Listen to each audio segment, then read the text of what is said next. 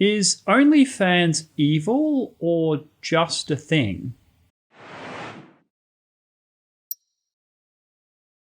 Hello, welcome to Dangerous Policy, a channel aimed at intelligent people wanting to discuss important issues facing life and society.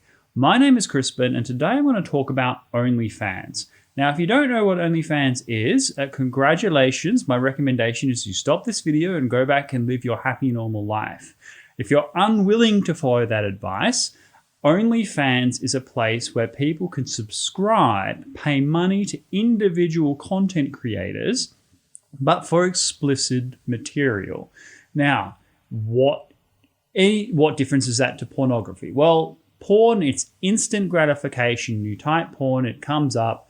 You get whatever kind of strange fetish that you are interested in, and you can watch it immediately for free worldwide. In fact, until a few years ago, the majority of content on the internet was pornography because, of course, that was video intensive, and it wasn't until kind of YouTube exploded in popularity that it finally overtook it, something like 2012, some year like that. Anyway, so OnlyFans is a place where individuals around the world could set up accounts and develop personal relationships with people who send them money in exchange for explicit material. So you pay a subscription, you get your tier of subscription, and that subscription unlock will give you more and more racy photos. Now, some people have observed, and we'll leave links in the description below, that what creates a sort of a product differentiation is the anticipation that offers. If you are going for pornography, it's instant gratification. There's no surprises. There's nothing left to the imagination. Whereas in the case of OnlyFans, you're focused on a single individual and you've got the anticipation of trying to know what the next thing is about that person. And in fact, the services that they offer as more than just teasing, it's also attention, and that is the main product being sold. A lot of people, everybody on OnlyFans will communicate with an individual who will give them their absolute attention, send them all kinds of messages to make them feel personally special, and essentially convince that individual that they have this long distance relationship, a special connection, and certainly the possibility in many cases that it will go offline and become a real relationship, even though almost certainly it never will. So there's this new kind of market that is being serviced. Now, originally it got a bit of attention in the pandemic era because there were all these people who had been in strip clubs and things like that that had been shut down because of social distancing, who had set up OnlyFans accounts and as a way to maintain their revenue and income. So it was almost a good news story among some certain segments of the media, showing how people were adapting to the pandemic age as a way of, continuing to make money and live despite the restrictions that have been imposed upon the rest of society.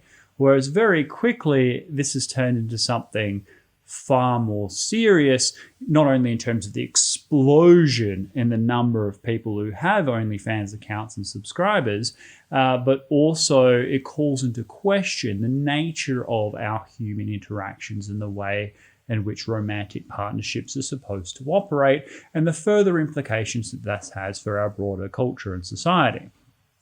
Almost certainly, the vast majority of people who subscribe to OnlyFans accounts are people who are lonely, young men often in particular, who aren't very good at speaking with women and have been unable, for a variety of reasons no doubt, to attract the sort of relationship that would give them real meaning in the world, where they could develop a proper relationship, an adult relationship with another human being. Now, there is a few aspects to that we'll go through. First, one of the things that people have to do when they have a real relationship is sacrifice, right? They have to compromise. If you're a guy, you're not going to find the woman of your dreams because in your dreams, typically the woman is giving you absolute attention, absolute adulation, and she may be impressive, but in ways that do not threaten you in any way. And you have a a source of an endless supply of affection. Whereas in practice, a real relationship is one of give and take. You have to provide support. You have to work on your own shortcomings. You have to continuously demonstrate that you're making an effort to meet the needs of the other individual and that you're establishing a true partnership in which you can build something together. And that's something that most individuals, let alone most young men, are going to really struggle with.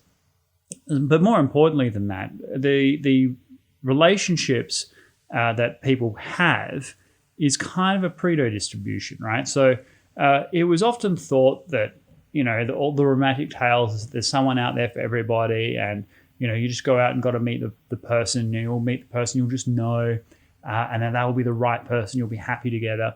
But in actual fact, and it's a tragic reality, human beings are a balance between being an egalitarian species, so much as what you described, there's someone out there for everyone, you'll partner up, you'll live happily ever after, and a tournament species, one of extreme competition. And the fact that, the fact is that the vast majority are competing for a small number of women out there. I mean, there is a small number of people that get a lot of attention, and the large majority of people who are really struggling to actually interact with members of the opposite sex in a way that shows that gains their interest, that shows you to be an impressive individual, that appeals to the various plethora of things and characteristics that most women want in a man. And in what OnlyFans does is it shortcuts all of that, because a man can pay money, and instead of having to go through all of those things of self-improvement, of work, of demonstrating that you have a series of ambitions and interests and skills, then in fact, no, you can just pay money and you will get the same kind of attention you would expect to get if you were someone who was naturally attractive to a large number of women. So that sense of being the center of attention, that sense of being attractive to a particular person that you yourself would often consider in an ideological kind of fantasy term, is highly appealing. So on the one hand, you've got this sense of anticipation, there's always more to know, there's always more to uncover. But on the other hand, it's like, there is a woman that you're mad about that actually is willing to give you the attention. Now, there's been a lot of criticism online about this, that encouraging men to steer away from what is certainly a highly addictive and in the long term quite likely a destructive behavior. Things that allow you to avoid the difficulty that comes with having to improve oneself and having to do better in order to impress the kind of woman that you would find attractive and want to be with. And those are fair criticisms, and I would encourage people to do that. But I have I have a deeper kind of interest in this subject, not just in terms of the psychology of it, but also whether or not it is truly immoral. And I'm not sure. So, for example, there are OnlyFans content creators who have vast sums of money. I mean, Belle Delphine is super famous around the world. She's most famous for selling her bath water to very horny teenage boys for $30 a pop, and then you see these videos of them drinking said bath water, which is equally amusing in a kind of Schadenfreude kind of way. And of course, no individual who subscribes to her should be in any doubt that that money is just going to her into her millions and millions of dollars of other people that give her that cash. You do not have a relationship with Belle Delphine and never ever will, right? But for a larger number of content creators who have a smaller subscriber base, there is a relationship of mutual dependence. The guy gets all the attention that he craves and she gets a living, okay? That money that is subscribed to her, she is dependent on those fans sending her that money in order to live, right? So Belle Delphine, if 1 or 100 or 1,000 of her subscribers disappears one day, doesn't matter for her at all. She won't even notice. Whereas, if a few subscribers for the majority of OnlyFans content creators stopped sending money and they left and had no more to do with this person, then that could have potentially a real impact on that person's standard of living. So there is that mutual relationship, and if that mutual relationship is consensual, is that a problem? I actually don't have the answer to that. Instinctively, we are deeply uncomfortable with this. We are uncomfortable with the commercialization of affection. Okay, people are much more relaxed about pornography. They're concerned about it when it comes to children. They're concerned about it when it comes to the industry and the exploitation of women and that sort of thing. But they're not really concerned about what it means for the human soul, right? Like, if a guy sees pornography, very few people are going to judge that guy as having a problem in his life, okay? Unless it's, done to an extraordinary degree. Whereas if a guy subscribes to an OnlyFans person, I think most people instinctively think that this person has problems. Now, it could be like it was when internet dating first came about. I remember the first time people were kind of engaging online to meet people. This is before like the mega apps and all of that sort of stuff. And it was thought to be extraordinarily weird thing to do, to meet somebody online that you hadn't already previously met face to face. For a long time, I'd say for the first few years of that trend, people saw this as a deeply concerning trend that caused harm to the ability of people to interact and go through a natural courtship. And I still feel that way in a couple of senses, obviously not to the degree that it was at the time.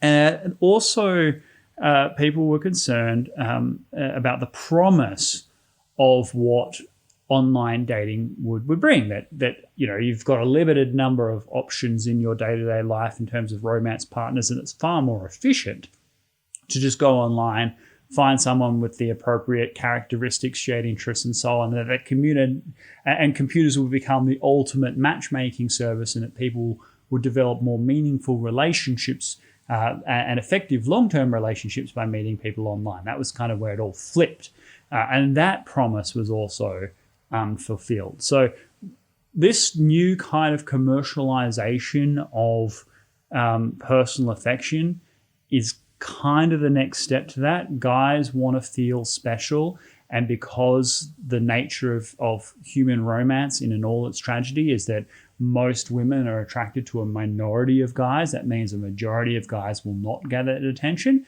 And the tragedy for those guys is because they're paying for this attention, there's not as much incentive for them to work on those things that would make them deeply uncomfortable, to become more attractive to other women. So that's the real life trauma for them. And then for the women involved, I wonder, because it's, on the one hand, you've got the sense of being in control, understanding the nature of the dynamic, feeling like you can, make money and from the adulation of strangers and things on the internet, and you might in your mind be bringing joy to these guys who would otherwise be extremely lonely and be dealing with mental health issues, and you might see yourself as like almost a counselor, someone that's giving them something that they don't get elsewhere, and that could improve their overall mental health and well-being, even if it has the characteristics of an addiction. Some women probably feel that way, and I'm not here to judge. For a tiny minority of people, that might even be true. But I wonder, for those women that are doing this, whether it's the socially acceptable version of sex work. Now, I'm not here to judge sex work either, right? I'm just saying that in the minds of most people in everyday society, being a sex worker comes with it a certain series of characteristics, whereas being an OnlyFans content creator is something that might be more everyday in the mainstream. People, there are a lot of stories of people who move from other professions into this space. We even, and this is, I think, where we are getting into dangerous territory, we do see young women, young teenagers even, talking about their future careers as being online content creators in the OnlyFans space, which of course I think concerns everybody. So it's starting to be seen as a legitimate career path. Now, I'm not, again, here to judge, but it is certainly a new development wherein actual sex work is considered to be socially more normal. And I think for two reasons. Number one, it's with an isolated small number of people, at least theoretically, because it's only those people specifically subscribing to you. It's not like you're in some pornographic database and hundreds of thousands of people are going to see your images and things like that. It's only the people to whom you choose to send images to and those specific individuals who are sending you money. But also because of that kind of that sort of counseling role, that sort of attention role that I mentioned before, that you're actually building a kind of relationship with someone. Is it an artificial relationship? In many ways, yes, it is contingent upon a very specific transaction. Without that transaction, the person donating the money will not have that relationship. But does that alone invalidate that relationship? Well, we've never been in this territory before. It's hard to describe. Like, just because I give someone, let's say, $100 and they spend the next week sending me all these messages, well, okay, if I hadn't sent that money, I wouldn't be getting those messages. So in that sense, it's a commercial transaction. But am I buying from a list all of these messages and things like that? Am I writing those messages myself in terms of what I want to hear? Not necessarily. It comes from the voice of that person and probably be tailored to my own personal circumstances and the way in which I interact with that individual. I mean, there is that. There is going to be an element of genuine connection purely because there is an element of two-way communication. In pornography, there isn't. There's broadcasting. But in the sense of an OnlyFans account, you will interact with the content creator as a subscriber and they will interact with you. And over time, you will build I don't want to call it relationship, but it is a connection. You will have an understanding of one another. And by paying that money, you're getting that validation as a human being. You're getting that attention without having to be impressive to women. And then I guess at the end of the day, there are some men that are just never going to be impressive to women. Like, they just don't have that in them, right? And as a consequence of that, is it a terrible thing for those people that even if they didn't have the OnlyFans thing, it wouldn't motivate them to self-improve or whatever, that they had these limitations, and that the only thing that would be a result for those individuals is to be lonely in perpetuity? I don't know. Is that more desirable for those individuals? Perhaps not. I don't know. These are very complicated issues, and they've arisen really recently. What I can say is that people are deeply concerned about it. They instinctively are uncomfortable, as I said, with the commercialization of affection, and I totally understand why.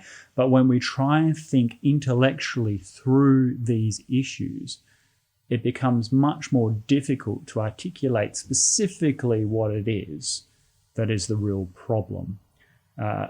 I would love to hear your views. This is kind of an introduction and an invitation to a broader conversation. We will visit this issue in future episodes. There are different things I could focus on again, such as, those who do OnlyFans when they're in relationships and are married, those who are subscribers who are in relationships versus those that are by themselves. These are all interesting kind of categories and segues to get into, but we don't have time to do it here.